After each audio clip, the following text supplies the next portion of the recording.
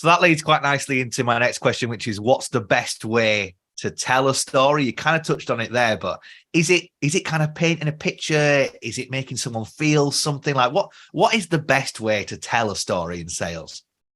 Oof, the best way to tell a story in sales. Well, there's different types of stories that you can tell in sales, but I think one of the most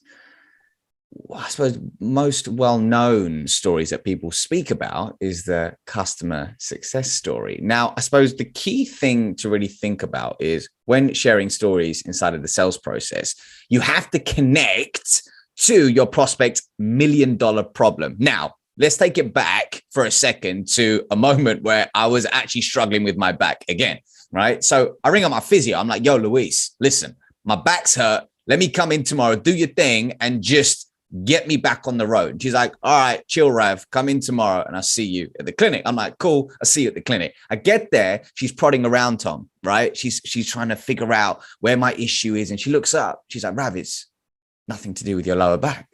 And I'm thinking, well, it is because that's where it hurts, right?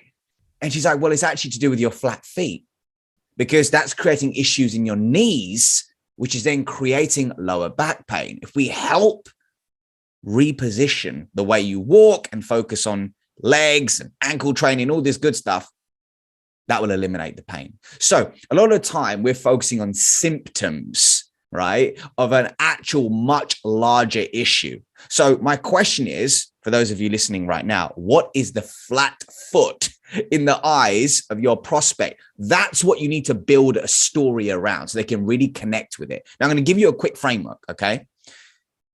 We can't waffle on for 8 minutes like I'm doing now, right? What you need to do is be succinct. So here's a quick framework for sharing a 90-second story. Great dude called Victor Antonio rather, calls it the SPAR framework. In school, you may have heard of it as the PEE framework. I call it the PSA method. Point, story, audience impact. And within that, it should really focus on the $1 million problem and your prospects seeing themselves in the journey of going from pain to glory.